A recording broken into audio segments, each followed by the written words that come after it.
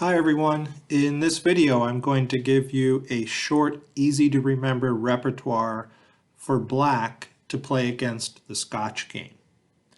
When you're finished watching the video, if you would like to, there's a link in the description below that will allow you to practice this repertoire with our interactive quizzes. So the Scotch game is a double king's pawn opening, and it's characterized by the move d4 here. Okay, against d4, we're going to take the pawn. There's no reason not to. And there are a few common replies here. The main line is simply knight takes d4. That's the Scotch game. But before we look at that, we'll look at a couple of other possible replies. c3 is sometimes played, gambiting a pawn. That's called the Goring Gambit. And against c3, I recommend declining the gambit with d5, which in the Masters database on Lichess is actually the top move. So d5, the point of this move is to challenge white's e4 pawn, and it actually makes a bit of a threat. If it were black's move again, he would take on c3 with the pawn, and if the knight recovers, he could push his d-pawn forward to harass the knight.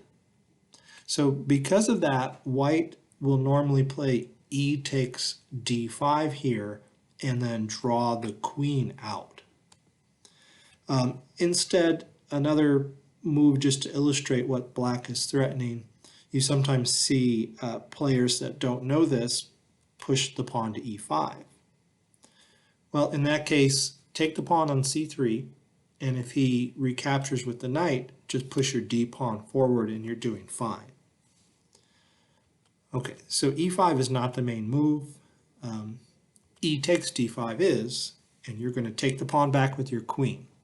Bringing the queen out early is sometimes dangerous like this, but notice white doesn't immediately have the reply knight to c3 to harass the queen. Well, most players will take the pawn on d4 now to open up the c3 square, so they are threatening to play knight to c3. And so white is going to play this as an IQP, isolated queen's pawn position. Okay, here we will play bishop to g4, going for rapid development, queenside castling, pinning the knight. And the normal response here is bishop to e2 to release the pin. And we're going to actually take that knight. Now, it looks like we're trying to remove the defender of the d4 pawn so we can capture on d4. That's not what we're trying to do, however. After bishop takes f3, queen takes d4 is a blunder because of bishop takes c6 check. We will lose our queen in that line. But instead, we're going to play bishop to b4 check. And here, white must block the check with knight to c3. There's no other good move.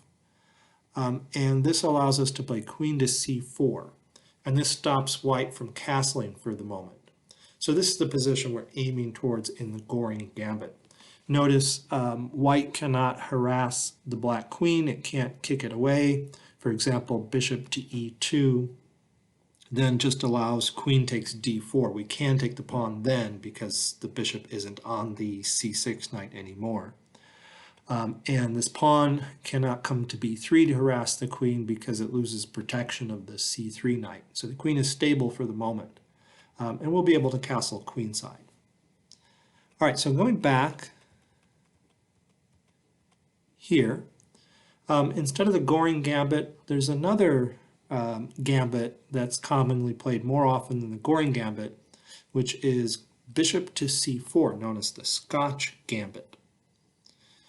Now, bishop to c4 is going to be met with knight to f6, attacking the e4 pawn. And the most common reply, the mainline reply here, is to push the pawn to e5. But let's look at a couple of rare moves. First, white might play knight to g5, playing this like a two knights defense, so the knight and the bishop are combining to attack f7. So just as in the two knights, we'll respond by pushing our pawn to d5 to block the bishop's attack. white will probably take. And then I recommend queen to e7 check, which will disrupt white's development. It turns out there's really no ideal way to block that check. Every move has its drawback. White is going to have to maybe either trade queens with queen to e2, or drop his bishop back to e2, or probably best is actually king to f1, giving up castling rights. So we won't look any further here, just to say that black is doing well. So because of that, I don't think knight to g5 is much of a problem for black. But there is another interesting move here, which is castles. Now that looks suicidal at first. We are going to take that e4 pawn with the idea of pushing our pawn to d5 to guard our knight. But white has a tactical point in castling here. Let's see what it is. Okay, he'll play rook to e1, attacking and pinning the knight, and we will respond with d5 to defend it, which also instantly attacks the bishop. But here's the point of white's play. The main line here, the point continues, bishop takes d5, sacrificing the bishop to remove the defender of the knight on e4. And we will take the bishop, but we expect knight to c3, forking the queen and the knight on e4. Notice the pawn here is pinned. We would lose our queen. So we're going to have to move the queen here, and we will move it to a5, and then white will recover the piece. Okay, and here we need to worry about a discovered check from the rook on e1, so I recommend bishop to e6 with the intent of queenside castling. White is inevitably going to recover the pawn on d4 and restore the material equality, but I do prefer black slightly because black has the bishop pair. So that interesting tactical line with castles is nothing to worry about either. So instead, when people play the Scotch Gambit with bishop to c4, the move they almost always follow it up with is the move e5. And when we see e5 in a position like this with this bishop on c4, this happens in other variations, other openings as well. We're going to push our pawn to d5 to counterattack. We're not worried about losing our knight. If he takes it, we will take his bishop and have a strong pair of pawns on d4 and c4. Okay, so what white will continue to do here is bishop to b5. This is the main line of the Scotch Gambit. And then we're going to play our knight to e4 to save it, post it in the center, and then white will recover the pawn. And there's a threat on our c6 knight, so we'll defend it with bishop to d7. And we could continue the theory from here, but we'll stop and just point out black is doing fine. This is just a brief repertoire that's easy to remember. Okay, so back to the position after black takes on d4. Okay, the Scotch game proper, none of the gambits, proceeds with knight takes d4. And black has an option here. He can play knight to f6 or bishop to c5. Those are the two main moves.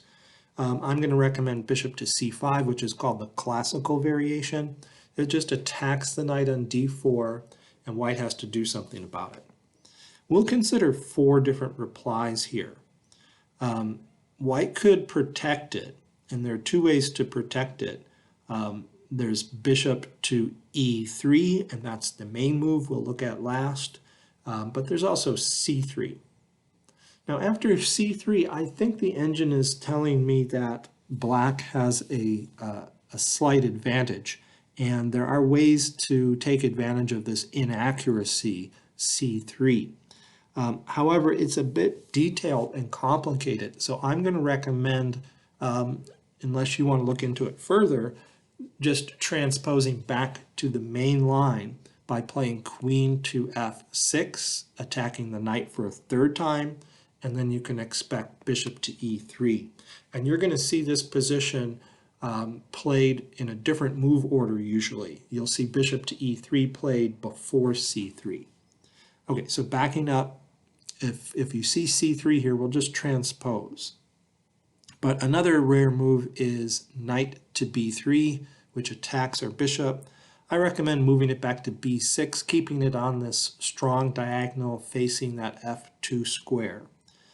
We won't look too far into this. Maybe knight to c3 will come, and we can play knight to f6, attacking the e4 pawn.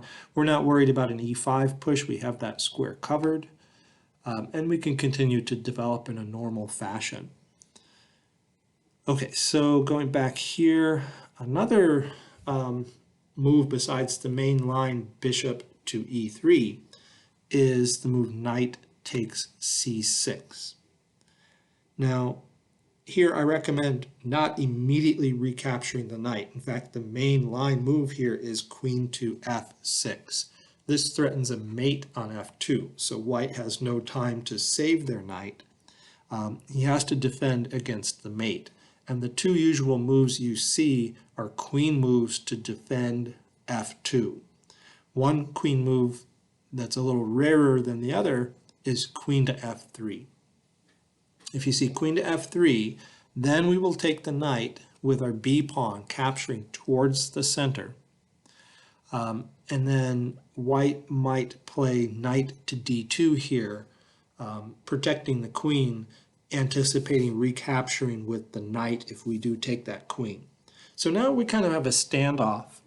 Black really doesn't want to take that queen and allow the knight to come to f3, but white doesn't really want to take our queen either and allow us to develop our knight to f6. So we'll just continue to develop normally with the move d6 and play it from there. Okay, so going back here, another move that's sometimes played is queen to d2. That's the most popular move. I think that's much more popular to defend f2 than queen to e2 is. People do not like to block in their light squared bishop. They're blocking in their dark squared bishop, but these pieces actually make a battery, and in some cases white might play something like queen to g5 or queen to f4 to trade queens off. Okay, if you see that, I recommend capturing the knight with the d pawn. And the reason for that is, well, we get fewer pawn islands. We only have 2 pawn islands. We don't get that isolated a pawn. We are capturing away from the center, but in this case, I think with the queen on d2, it's worth it because you're going to gain a tempo with the move rook to d8 at some point after you develop the light squared bishop. Okay, and again, we won't get any further into this theory. We'll just say you're on your own, play normal moves. Okay, but knight takes knight here is not the most common move. The most common is bishop to e3, just defending the knight for a second time. And this is actually a threat. White is threatening to play knight takes c6, and then the queen will be under attack as well as our bishop. This bishop on e3 will be attacking our bishop. So we will lose material if we don't address the threat of knight takes c6. And the way we're going to do it is continue down the main line with queen to f6. So now knight takes c6 is nothing to worry about since it doesn't hit our queen. In fact, knight takes c6 would be a blunder because we would play bishop takes e3 and threaten a mate on f2, and we'd still be threatening the knight on c6. Okay, and queen f6 attacks that knight for a third time, so white needs to defend it or move it. We'll consider 2 moves here. A rare move that I don't think is very strong is knight to b5. You will see that sometimes, though, white goes for this c7 square, forking our king and rook. It's a move you have to be aware of in the Scotch game all the time when that knight is sitting on d4. Okay, if you see that move, just take the bishop because now you're threatening a mate on f2, and white doesn't have time to take on c7. If he plays knight takes c7 check, we move king to d8 and we threaten the knight and we threaten the mate, and white loses material. So he's forced to play f takes e3, ruining his pawn structure. And our idea is just to return our queen to d8 to defend the c7 square. Before we do it, however, we will provoke some light squared weaknesses on the king side and then drop the queen back. And this position is a little bit better for black. I think the pawn structure favors him. Okay, so going back here, after queen to f6, attacking that knight for a third time, the main move is c3 to defend it for a third time. Okay, if we see that move, we're going to continue our development. We cannot attack that knight anymore, but we can play knight ge7. So 2 points to that move, gets ready to castle kingside, but it also supports the pawn push to d5, which is an important move in some cases. So important that white's main move here, the move he should play, is bishop to c4 to stop us from pushing to d5. If he doesn't play bishop to c4 here and he plays something else, I recommend playing d5. For example, bishop to e2 was played against me in recent weeks, and I didn't look at this, I didn't know the theory, and I think I just castled. And after castling, I got a worse position with the move f4, and his pawns on f4 and e4 became troublesome. He eventually expanded to e5, and it was difficult to face. So if you want to stop this onslaught of pawns here, play d5. Okay, he doesn't have time to push f4. You're attacking the e pawn. He cannot push the pawn forward. These pawns will get traded, and black will be doing fine. Another move you might sometimes see is g3 to fianchetto the bishop, and there you still want to play d5. Okay, but as I said, the main move here is bishop to c4. That's the main line. That stops d5. If you see that, you can play knight to e5, continuing down the main line. You centralize your knight and you attack the bishop on c4, which now drops back to e2. Now here I wondered, can black play d5 here like he did a moment ago with the bishop to e2 directly? Well, I looked into it with the engine and it turns out not to be as good. And I think the reason players don't play d5 here is because with the knight on e5, it's going to lose a tempo to f4. And after f4 is played, the e pawn can be pushed to e5 and bypass our d pawn. Okay, so instead, we're going to play the main move here, queen to g6. Now, queen to g6 forks this pair of pawns, and it's best for white to castle here. That's the main line, and just ignore the threat on the e4 pawn. But if you're playing against somebody that doesn't know the theory, they're going to probably look for a way to defend both of these pawns. And the only way to do it is with this move bishop to f3. If you see bishop to f3, that's nothing to worry about. In that case, you do want to play d5.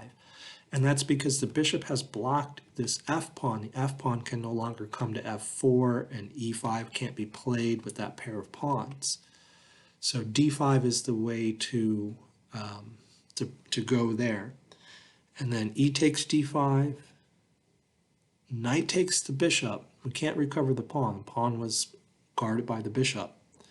Queen takes the knight, preserving the pawn structure and still defending the pawn. Well, we're going to play bishop to g4 there, driving the queen away from defense of that pawn. The queen might go to g3, it might go to f4. Watch out for a little trap. If it goes to f4, you cannot take that pawn now because queen to e5 check will lose material. Even after bishop to e6 there, knight takes e6. You're going to lose material. So it's not safe to take that pawn on d5 yet. Instead, you're going to play bishop to d6 to threaten that queen one more time, and you'll be able to eventually take on d5. If he moves his queen here to g5, you might trade queens first and then play knight takes d5. and the material will be equal, and black will have the bishop pair. So I think black has the slight advantage in that line, which is why players don't defend both of these pawns with bishop to f3. Instead, they castle. And we're not going to be tempted to take this pawn. It's a mistake. I've done it before and have gotten a terrible position. White gets an initiative. He attacks the queen with knight to d2 and so forth, and it just doesn't turn out well for black. So instead, we're going to push our pawn to d6 more modestly than d5. Again, with this knight sitting here, pushing to d5 I think is a mistake because of the expansion with f4 and e5. So we play our pawn to d6, which has the benefit of guarding this bishop on c5 in case that knight moves, and also it addresses a threat white had in the position of knight to b5, threatening that c7 square. Here's how it addresses that threat. We'll end our line here. We won't go any further down the main line, but we'll mention what happens if white plays knight to b5, which is a mistake.